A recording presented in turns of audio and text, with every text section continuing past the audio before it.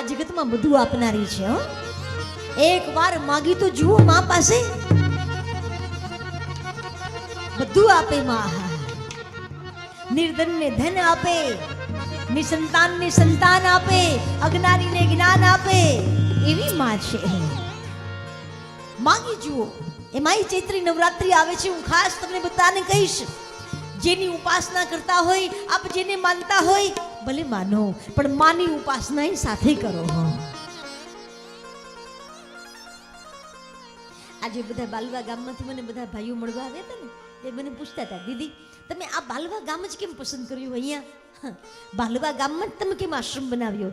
2006માં મારી અહીંયા કથા હતી ગામની અંદર, અને ત્યારે જે ગામની અંદર માં પ્રત્યેનો ભાવ મેં જે જોયો છે ને, તો મોટા ભાગે સ્વામિનારાયણ સંપ્રદાયની અંદર બિલીવ કરનારા મોટા ભાગે બધા ચૌધરી સમાજ છે, પણ એ પણ ભલે સ્વામિનારાયણ ભગવાનને માને છે, પણ સાથે સાથે માને પણ એટલું જ માને છે.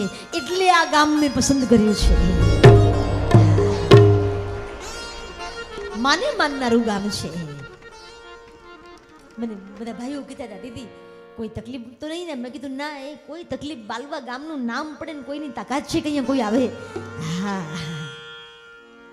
એવું માની ઉપાસના કરું ખાસ. બસ આપ જેને માનતા હોય મને.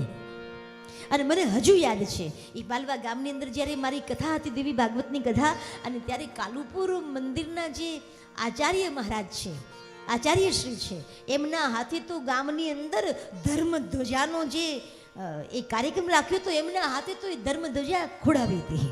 એમના હાથે આ કામ કર્યું હતું. એટલે જેનું માઇન્ડ નેરો હોય ને એ આ બધું નહીં એ કરે. બાકી બધા જ માને કોણ ન માને? જેનો જન્મ માથી થયો હોય એ બધા જ માને માને. બસ આટલી વાત છે. માં તો માં છે. અને ત્યારે એવી માના વિશે કહેતા કહે, આપ એકવાર માનું આરાધન તો કરો. તો કહે શું કરું?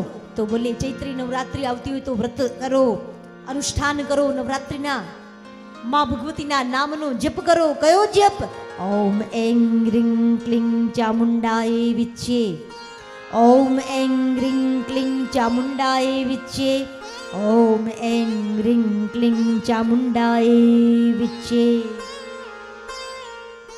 99 મંત્રોનો જપ કરો.